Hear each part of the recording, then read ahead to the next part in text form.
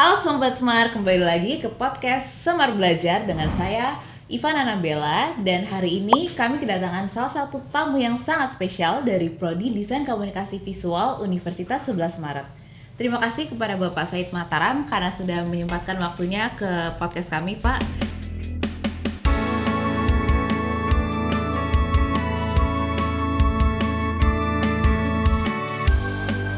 Mungkin sebelumnya bisa perkenalan kepada teman-teman semua dengan nama Bapak. Mungkin udah pernah ngajar apa aja Pak di DKV UNS?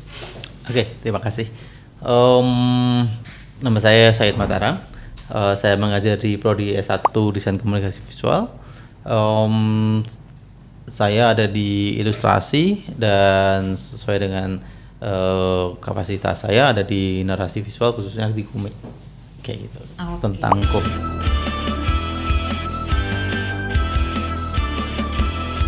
Kira-kira udah berapa lama nih Pak ada di mengajar di UNS sendiri? Saya sejak tahun 2015 sudah mengajar di S1 DKV. Berarti sekitar 9 tahun. Ya, hampir 9 tahun ya Pak.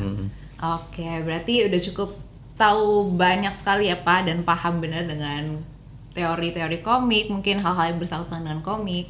Ya, komik itu ada dinamika, jadi kita selalu mengikuti dinamikanya aja sih kalau mau belajar. Jadi kalaupun banyak sih enggak, karena perkembangannya juga dahsyat banget.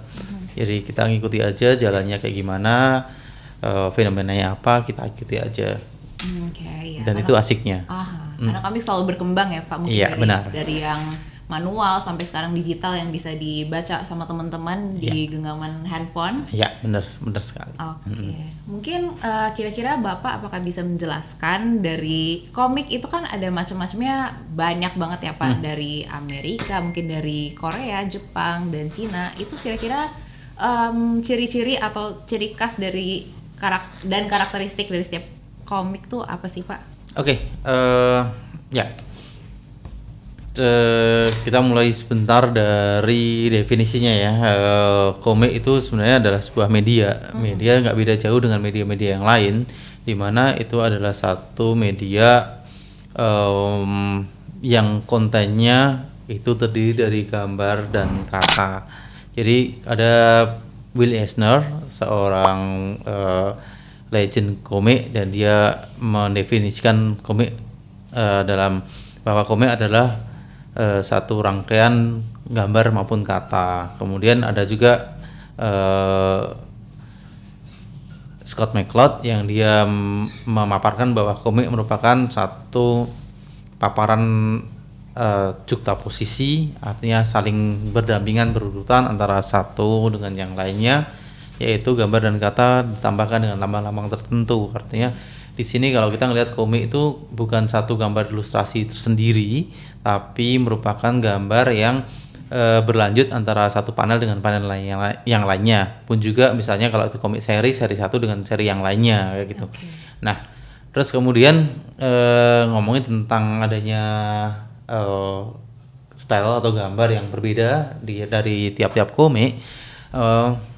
Di dunia ini terkenal ada 3 mazhab besar mengenai komik, yaitu mazhab Eropa, mazhab Amerika, dan mazhab Jepang atau mazhab Asia.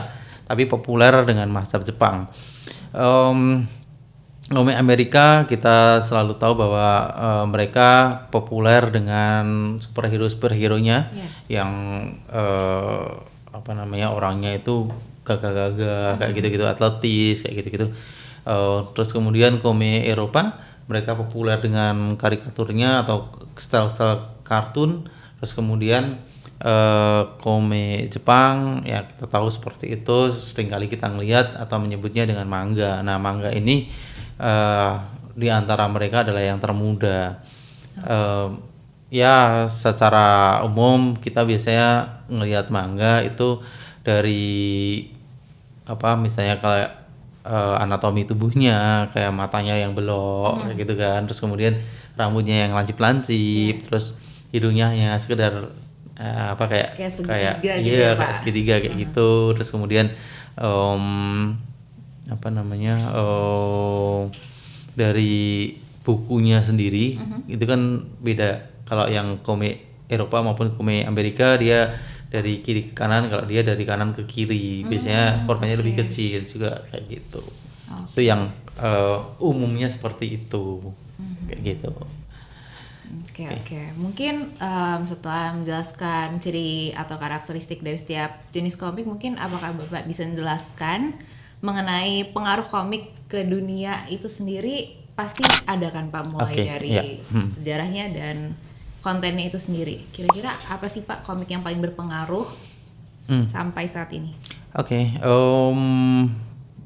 ada beberapa komik yang kayak misalnya komik superhero itu dia digunakan pada saat Perang Dunia kayak semacam komik propaganda. Jadi ada kasusnya misalnya Kapten Amerika yang satu komik tertentu dia lagi ngelawan pasukan Nazi atau Hitler itu ada. Terus kemudian ada juga sebenarnya manga itu dia nggak hadir belakangan sih, tapi komik Jepangnya sendiri itu udah lama. Bahkan di era Perang Dunia pun kalau yang tadi Kapten Amerika lawan Nazi, yang ini dari perspektif yang lain kayak Oke. gitu. Jadi di era Perang Dunia Kedua pun manga pun sudah ada, tapi nggak dengan style yang seperti ini. Mereka mengikuti style yang lama. Terus kemudian ada yang menarik tentang komik yaitu case-nya Tintin. Itu pernah ada jadi perdebatan internasional, yaitu pertama tentang Tintin yang di Kongo. Itu edisi itu memaparkan mengenai fenomena terjadinya apa namanya apartheid ya, yang perselisihan antar ras kayak gitu kan. Oke. Ras kulit hitam dan ras kulit putih kayak gitu. Dan satu lagi yaitu terkait dengan Perang Dunia juga, yaitu adalah komik Tintin Lotus Biru yang dia memaparkan bahwa ada nih peristiwa tersembunyi yang kita dunia itu nggak pernah tahu, yaitu kayak semacam nanti jatuhnya ke Nanjing Rape kayak gitu atau pembantaian Nanking kayak gitu. Nah itu dunia itu nggak tahu, tapi begitu komik itu muncul terus meledak dan itu sampai jadi apa satu diskusi di PBB yang nanti dampaknya salah satunya juga mengenai retaknya hubungan antara Belgia dengan Jepang kayak gitu. Terus ngomongin juga tentang dampak komik di dunia, itu ada juga manga dia sangat berdampak hingga saat ini kayak gitu. Bisa kita lihat bahwa pasar komik dunia saat ini itu dipengaruhi oleh manga. Dan mungkin kalau rekan-rekan dari prodi yang lain kayak misalnya prodi ekonomi kayak statistik kayak gitu itu merupakan ladang yang menarik mengenai perhitungan bagaimana pasar komik dunia itu. Mungkin seperti itu. Mungkin kayak semacam fanatisme dari manga itu bisa apa ya berpengaruh dan menjadi salah satu komoditi dari Jepang itu sendiri nggak sih Pak? Iya benar. Jadi gini, kenapa sih kemudian komik Jepang bisa dia eksis di mana-mana? Ya. Kira-kira apa? Karena mungkin menarik, fansnya terus banyak dan banyak merch-nya mungkin yang membuat orang pengen beli terus. Nah, kira-kira juga seperti itu. Oke. Jadi komik itu nggak selalu dia adalah bacaan anak kecil. Ya, komik pun juga nggak selalu menyuguhkan hiburan semata. Jadi komik itu sebagai sebuah media, apalagi di era perkembangan media seperti ini, sangat menarik jika kita melakukan satu terobosan di dunia ini yang membawa pengaruh besar kayak gitu. Oke. Nah, hal yang kecil bisa jadi besar. Terus nggak selamanya sesuatu yang dikonsumsi untuk jadi hiburan itu adalah hal yang remeh-temeh. Contohnya adalah komik tadi. Komik itu kemudian karena banyak yang ngelihat dan disukai, dia punya pasaran sendiri. Nah, diliriklah si manga itu menjadi salah satu komoditi penting untuk menaikkan eh, perekonomian nasional khususnya Jepang kayak gitu. Nah, jadi di sekitar tahun 92 ke belakang sampai 96 kayak gitu-gitu. Mungkin tahun 2000-an gitu kita merasakan juga. Jadi kalau Kemenperindaknya dia itu mencantangkan adanya program Japan Cool. Nah, Japan Cool itu kalau sekarang kita tahu Hallyu, Korean Wave gitu kan, itu Jepang lebih dulu. Dia lebih dulu dengan itu. Nah, jadi bagaimana produk-produk budaya populer ini dijadikan satu komoditas? Dasarnya apa? Adiktif. Nah, dasarnya adiktif. Jadi remaja-remaja kayak di usia kamu atau mungkin ada adik tingkat kamu kayak gitu kan. Itu mereka kan kalau udah satu seneng ini dia seneng Bakal terus gitu seneng terus kan. ya. Terus kemudian ada juga misalnya kayak apa sih ya taruhlah yang gampang ya. Kita pasti tahu Doraemon gitu kan. Kita tahu Doraemon. Terus kemudian ada yang tahu Naruto nggak sih? Pasti tahu ya. Tahu Doraemon, Naruto, Pokemon juga yang kayak gitu-gitu. Nah, kenapa sih karakter itu kemudian muncul terus gitu kan sering perkembangan zaman gitu kan. Nah, dan mereka tetap eksis gitu kan sampai sekarang gitu kan. Terus siapa sih orang dewasa yang nggak tahu Naruto gitu kan? Tahu kan? Terus mungkin bapak ibu dosen yang di sana kalau tahu Naruto pasti tahu kan. Nah, itu menariknya. Jadi mereka menciptakan adiktif untuk ke para pembaca dan kemudian para pembaca itu yang kemarin mereka masih anak-anak, ya mereka bacanya anak-anak. Tapi begitu mereka sudah dewasa, si komik ini mereka kontennya jadi dewasa juga. Jadi tetap disukai gitu kan. Nah, kemarin yang waktu dulu mungkin bapak ibu sekarang di usia saya atau atas saya, mereka pada baca Dragon Ball. Kalian tahu Dragon Ball gak sih? Tahu. Tahu kan? Nah, Dragon Ball di era saya itu masih anak-anak lucu gitu kan. Dia masih Son Goku-nya masih yang cabi kayak gitu-gitu kan. Tapi ketika dia beranjak dewasa sampai sekarang dia beranak cucu gitu kan. Kan ceritanya gitu kan. Iya enggak? Yang begitu dia punya cucu namanya Pan gitu kan. Dia punya anak apa sih? Gohan sama Goten. Iya, Ya, Goten gitu kan. Dia punya anak, terus dia punya cucu. Dia sekarang rambutnya nggak kuning lagi kan jadi biru kan? Iya nggak? Nah, siapa yang baca? Pertanyaannya, apakah anak baca? Enggak, orang dewasa. Yang baca orang dewasa gitu kan. Yang dulunya dia sudah melihat itu. Nah, di masanya awal-awal Goku, kita tuh masih anak-anak gitu. Kita masih bacanya mungkin Doraemon atau Hello Kitty atau Sanrio yang lain atau mungkin tokoh-tokoh anime atau manga yang lain gitu kan. Nah, sekarang kita udah dewasa, kita ada di momen nostalgia dan kita nge-influence ke anak-anak kita, ini dulu bagus loh. Gitu enggak sih? Sama anak-anak pastinya ya. Nah, adiktif itu yang mereka gunakan untuk membentuk satu pasar yang tetap berlanjut dan berlangsung sampai hari ini. Kayak gitu kan. One Piece sih. Siapa yang pakai kaos One Piece? Ada nggak anak-anak? Hampir semuanya orang dewasa gitu kan. Jarang sih anak-anak gitu kan malahan. Kayak gitu. Cerita-ceritanya pun juga udah itu cerita orang dewasa gitu.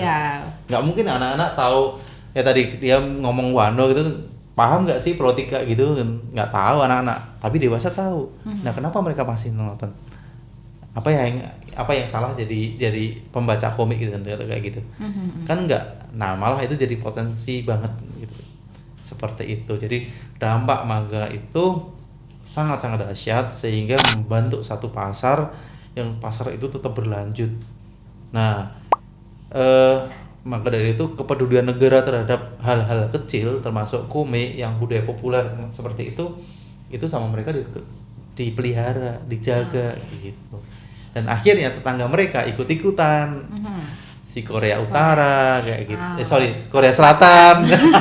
Korea Utara punya nggak sih komiknya? Komik Korea Utara kalau ada. Isinya apa nggak tahu ya. Korea Selatan, sorry.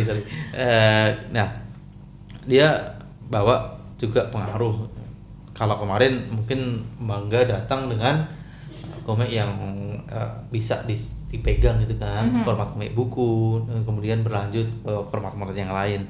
Kalau Korea itu datang di era teknologi kita semua pegang HP, makanya ada di situ apa sih webtoon ya? Dulu maksudnya LAN ya, LAN webtoon, terus kemudian sekarang webtoon aja kalau nggak salah. Tapi ada koneksi sama LAN nggak sih?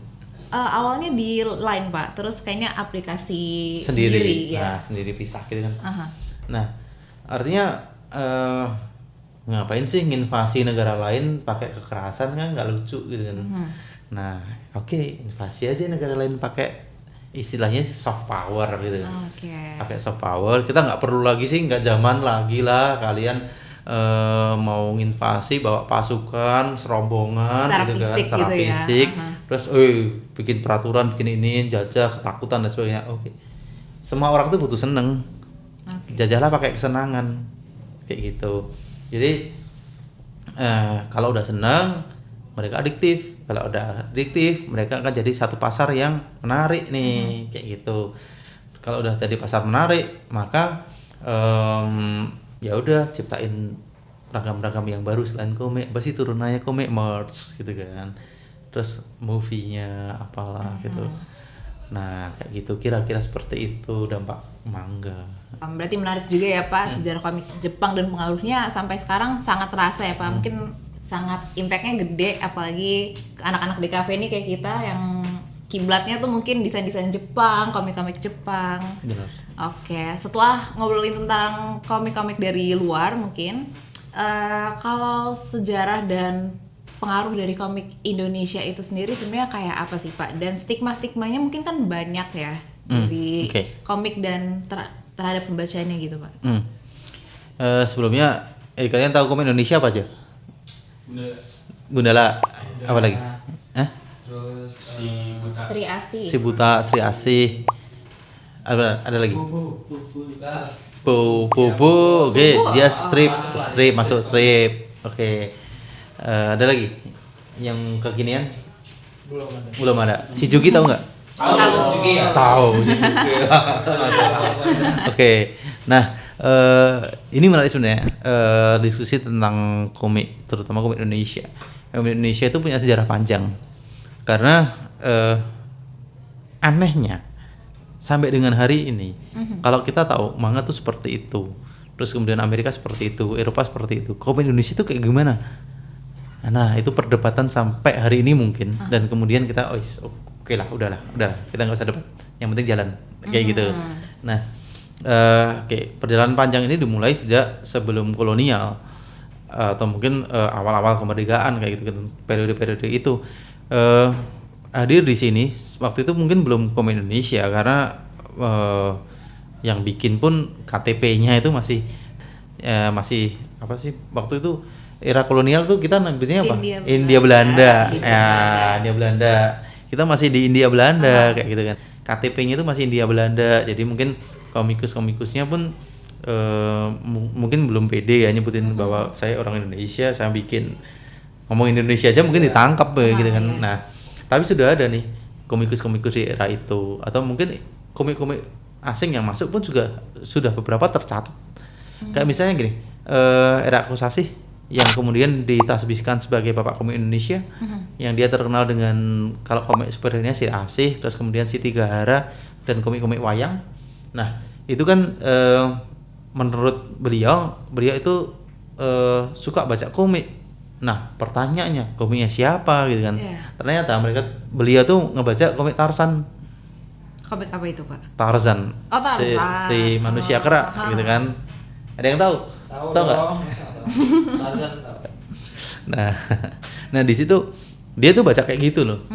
Nah, kalau beliau baca kayak gitu, berarti bisa disinyalir bahwa komik itu sebenarnya udah datang, kayak Phantom, terus kemudian beberapa komik Disney mungkin sudah hadir di sini. Phantom tau nggak? Yang warnanya ungu tuh. Tahu. Ada beberapa yang nggak tahu. Kebanyakan nggak tahu sih, karena superhero itu udah lama nggak muncul gitu kan. Phantom tuh terkenal banget waktu itu. Terus Tarzan, terus kemudian Flash Gordon. Flash Gordon itu karena si Siti Gahara itu adalah versi perempuannya dari Flash Gordon. Kayak gitu, ceritanya kayak gitu. Si era akusasi itu benar-benar terinspirasi kayak gitu kan. Terus kemudian menciptakan versi perempuannya. Nah, terus kemudian kita melongok dari Sri Asihnya sendiri, pahlawan perempuan siapa sih gitu kan selama ini yang namanya pahlawan itu kan cenderung laki-laki. Nah ini kok populer dan perempuan lagi. Ternyata kemungkinan itu adalah stereotip dari Wonder Woman. Kalau Wonder Woman jadi stereotip, berarti komik pun juga ada di Indonesia kayak gitu. Gaya-gayanya pun ilustrasinya mirip-mirip dengan gaya barat kayak gitu. Nah terus kemudian kalau Marcel Bonef maupun rekan-rekan kita dari ITB kayak yang tergabung dalam tim Marta Bakers gitu kan, terus ada beberapa peneliti yang lain kayak Beng Radian apa segala itu juga Pak Seno Gumira gitu membagi bahwa di Indonesia itu ada beberapa periodisasi di masa komik yang kontennya itu legenda lokal ataupun cerita-cerita lokal kayak itu wayang, terus kemudian cerita silat di awal gitu kan mengangkat kisah-kisah lokal, terus nanti sampai lahirnya jawara-jawara kayak Si Buta, terus kemudian Jaka Sembung, terus kemudian Si Jampang kayak gitu. Itu periode di awal. Terus kemudian lanjut ada sih pahlawan-pahlawan nasional kayak Diponegoro dan sebagainya sampai dengan komik tentang konfrontasi Malaysia di era Presiden Soekarno. Nah, terus ada lagi komik yang isinya adalah pahlawan super kayak tadi sebutin Gundala. Sebenarnya banyak banget sih, kayak kalau di awal ada Sri Asih, kalau di periode ini periode stereotip dari komik-komik superhero yang ada di barat kayak gitu. Kalau di sana punya Spider-Man, kita punya laba-laba merah. Kalau mereka punya Flash, kita punya Gundala. Terus kemudian ada juga Plastic Man, kita punya Kapten Melar. Terus ada juga mereka punya Batman, kita punya Kapten Mar. Ada juga Garuda Putih, ada juga mereka punya Aquaman, kita punya Aquanus. Kan aneh-aneh kan namanya kayak gitu. Nah terus kostumnya mirip-mirip juga, ala-ala spandek gitu. Ya kayak gitu, masih kayak gitu. Terus kontennya ceritanya juga kadang juga kalau mereka punya multi universe gitu kan, istilahnya apa universe ya? Iya, universe kayak itu kita tuh sebenarnya udah antar komik itu kan kadang juga saling tiba-tiba ada relasi, ada si ini masuk ke sini, pun juga misalnya taruhlah si Buta Guantu masuk ke punyanya Gundala atau mungkin seperti itu, ada Godam sama Gundala kolaborasi bareng kayak gitu-gitu lah, mirip-mirip seperti itu terjadi. Nah di akhir periode komik Indonesia pada waktu itu di lampau sebelum tahun 80-an itu adalah komik romance atau komik roman picisan misalnya kayak gitu. Itu isinya cerita-cerita apa sih yang pernah nggak sih nonton sinetron yang isinya dengan judul-judul yang unik-unik yang aneh ya seperti itu tapi versi komik. Nah nonton sinetron itu kan kecanduan juga kan. Nah, bisa sampai beribu-ribu episode mungkin ya Pak. Kayak gitu kan kita selalu menunggu kalau misalnya malam gitu kan nongkrongin TV nungguin episode. Di komik pun juga sama. Nah, itulah yang kemudian salah satu yang sebenarnya ada beberapa faktor yang membuat kemudian tahu nggak sih orang tua kalian ngomong komik itu jelek nggak? Kalau orang tua saya puji Tuhannya tidak. Enggak, kita ngomongin ke orang tua kalian misalnya, jangan baca komik, nanti kayak gini bodoh lah apalah kayak gitu. Enggak sampai ke situ. Nah, enggak sampai ke situ. Kalau di era saya itu kayak gitu. Kamu jangan baca komik loh, kebanyakan baca komik bodoh lah kamu. Terus ngapain sih baca komik? Baca buku kayak gitu kan. Oke, mereka benar di satu sisi, tapi realita yang terjadi itu sebenarnya nggak kayak gitu. Pertama karena banyak komik-komik roman picisan ataupun komik-komik yang tadi silat itu jadi lebih gore, lebih berdarah-darah gitu kan. Nah, siapa sih orang tua yang mau anaknya ngelihat kayak gitu kan? Nggak ada kan. Terus yang roman tadinya hanya cerita-cerita mungkin kayak sinetron gitu kan, tapi berubah menjadi cerita-cerita yang sensualitasnya tinggi. Ya. Sensualitas pada waktu itu mungkin di kita sekarang, era sekarang Beda. cuma gini doang gitu kan, beda. Tapi taruhlah pakai apa rok selutut ke atas itu kan udah wow kayak gini banget kayak gitu kan. Kalau sekarang sih mungkin udah agak biasa di beberapa case, tapi kalau dulu memang karena perbedaan generasi. Terus kemudian ada lagi nih kasus apa namanya masuknya komik-komik asing kemudian diterjemahkan, itu juga mengganggu. Itu sebenarnya nggak berpengaruh ke stigma, tapi cukup mengganggu tentang peredaran komik nasional. Nah, perkara stigma tadi ada hal yang lucu di situ. Badan Sensor Film Nasional Indonesia apa sih? Ada ya? Badan Sensor Film Nasional ada. kasus-kasusnya. Itu nge-sensor mengenai film.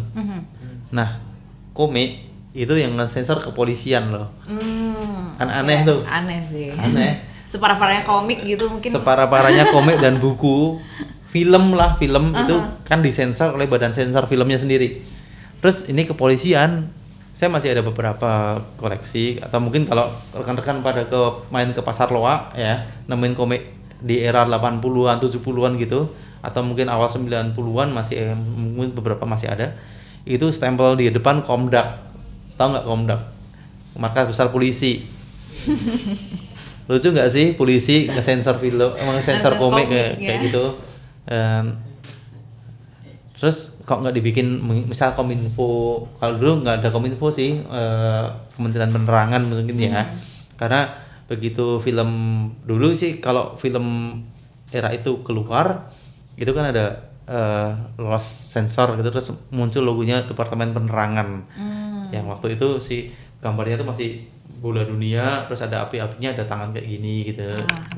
Nggak tahu ya? Kalian nggak tahu Departemen Penerangan kayak gimana kan?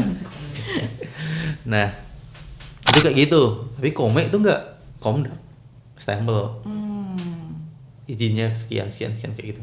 Oke. Kan aneh. Berarti kira-kira komiknya tuh harus lewatin polisi dulu dan harus sesuai sama Iya, kontennya harus konten. harus lolos konten dulu kayak gitu. Ya, ini cukup unik juga gitu kan.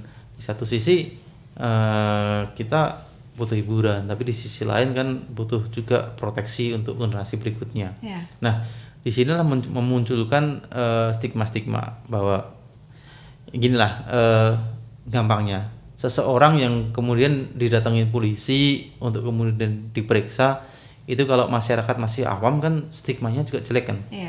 Walaupun sebenarnya nggak diapa-apain sih gitu kan. Nah, sesuatu yang melewati polisi pada waktu itu ya, kita ngomongin pada waktu itu kan langsung berarti dia barang yang aneh nih. Nah, proteksinya mulai muncul nih gitu.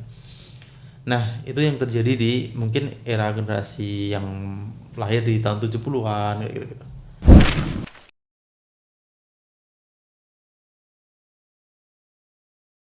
Oke, berarti stigma-stigma dari komik itu sendiri nggak sepenuhnya benar ya Pak, karena kan sampai sekarang mungkin banyak komik yang malah edukatif gitu kayak Pai dan lain-lain, komik biografi. Benar banget. Oke baik Pak. Mungkin untuk sesi terakhir nih dari teman-teman ada nggak kira-kira yang mau ngasih pertanyaan kepada narasumber kita hari ini? Ada. Oke, boleh. Menurut Pak Said nih, kan kita sebagai Indonesia, sebagai negara berkembang dalam bidang-bidang lainnya, mungkin perkembangan negeri, peternakan dan lain-lainnya. Untuk bidang komik, menurut Bapak, apakah kedepannya Indonesia bakal punya perkembangan yang lebih pesat dalam ranah komik, atau mungkin kita malah makin terhasut dengan komik-komik luar dan tidak mengembangkan komik-komik Indonesia sendiri? Oke, thank you Teddy pertanyaannya. Mungkin pada Bapak Said bisa dijawab. Bagus banget. Jadi sebenarnya pembicaraan ini akan lebih menarik jika ada misalnya pakar ekonomi atau pakar dari psikologi tentang perkembangan gitu kan, perkembangan pembaca gitu. eh, kita ngelihat dua generasi komik yang beda ya. Komik di era tahun dulu sampai dengan tahun 90-an atau 80-an. Terus kemudian kita muncul lagi di kalian era berapa sih? Tahun 2000-an udah lahir belum sih? Iya. Ya, 2000-an ke sini. Itu dua generasi menghadapi problematika komik yang berbeda.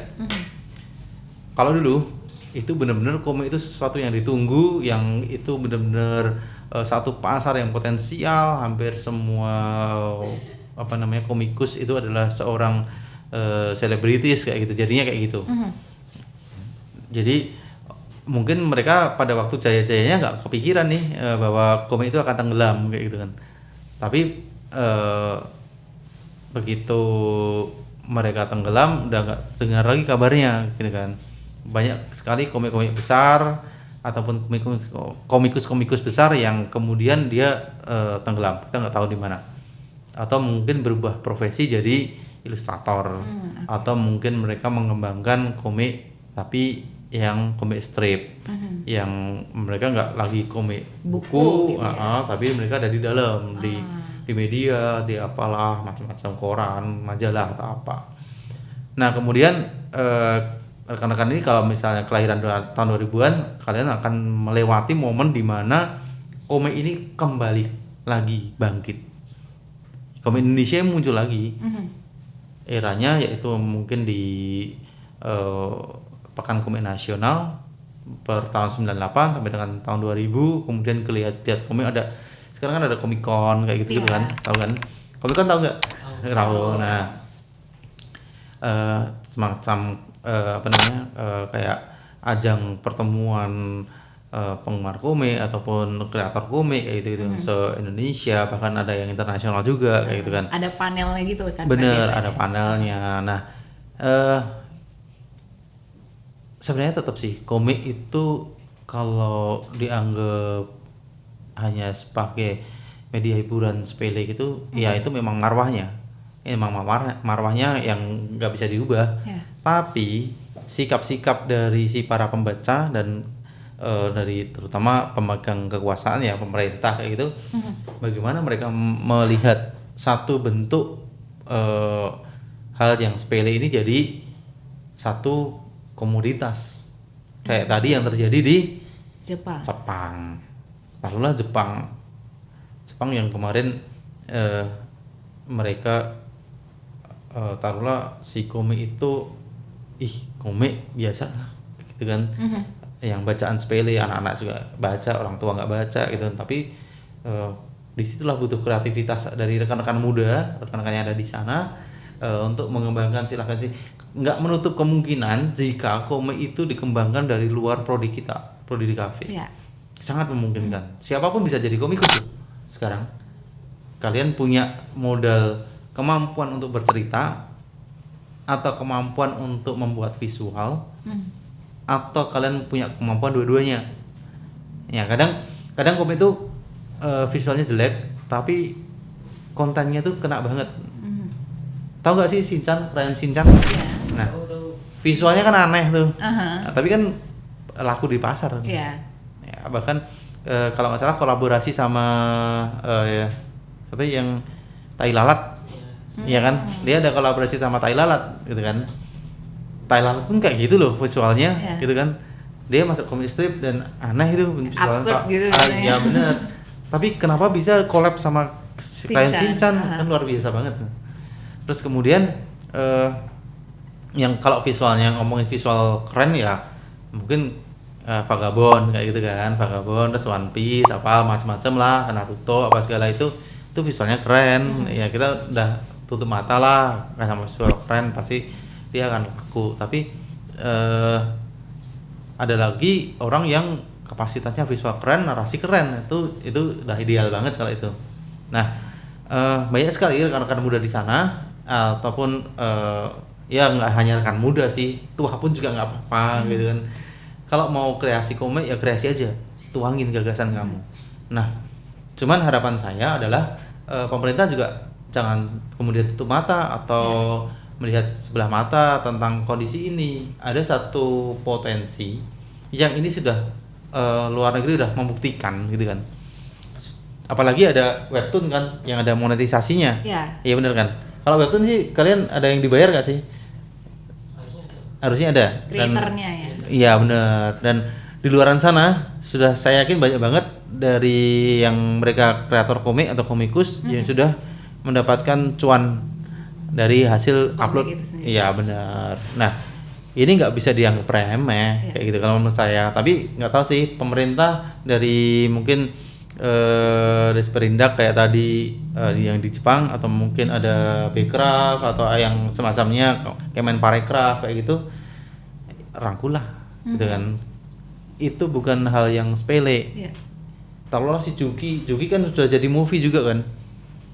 Iya bener kan? Ya jadi komik terus kemudian saat dia munculnya kalau nggak salah dari web juga kan, komik digital kemudian jadi komik cetak muncul di pasar apa namanya toko-toko buku gitu kan, terus kemudian dia jadi ke movie. Yang lainnya bagaimana? Ada Gundala, ada superhero yang baru apa sih? Sri Asih gitu kan. Itu kan mereka juga dari komik juga jadi movie. Gundala sih dulu sebenarnya udah ada movie-nya sih, tapi di lampau tahun 80-an gitu kan. Yang meranin kalau nggak salah Teddy Purba. Kalau sekarang jadi Abimana ya. Ya, Abimana. Ya kayak gitu. Nah, kalau kita ngelihat dari kesuksesan film-film atau apa yang di luaran sana, ada beberapa mereka yang mengambil dari komik. Taruhlah Marvel, kemudian DC, ada juga 300 kan dari Frank Miller kayak gitu. Tahu nggak 300? Spartan. Nah, itu kan siapa sih nggak tahu Spartan gitu kan. Sampai hari ini kan karena film itu kita tahu nih bahwa di Yunani itu pernah ada pasukan hebat namanya Sparta gitu kan. Nah, hal-hal seperti itu yang perlu kita kembangkan, perlu kita galakkan, dan itu jadikan modal untuk bukan saya nyuruh invasi loh ya, tapi bagaimana menaikkan perekonomian nasional dari hal yang kecil. Karena gini, banyak di antara rekan-rekan hebat di luar sana, baik itu kreator narasi maupun visual ataupun visual narasi sekalian, itu jatuhnya hanya mengerjakan proyek dari asing. Kayak ada yang ngerjain proyek dari Marvel, ada yang dari DC, adapun dari manga atau apapun itu. Silakanlah kalian berkumpul bikin komiknya sendiri, dan kita sebagai masyarakat umum ini kita dukung juga baginya komik nasional kayak gitu. Itu harapan saya. Kira-kira gitu. Apakah menjawab pertanyaan tadi? Oke. Ya. Sebenarnya menarik kalau kita hadirkan di sini pakar-pakar yang lain. Jadi kita bisa diskusinya lintas keilmuan. Oke, baik Pak. Oke, terima kasih Pak Bapak Said Mataram karena udah menyempatkan diri untuk datang ke podcast kami hari ini dan menjawab pertanyaan-pertanyaan yang ada. Semoga pembahasan hari ini bisa bermanfaat bagi teman-teman semua ya. Oke, terima kasih semuanya. Terima kasih udah nonton podcast Semar Belajar kali ini, dan jangan lupa nonton kami di podcast-podcast selanjutnya. Jangan lupa like, comment, and subscribe. Bye. Bye.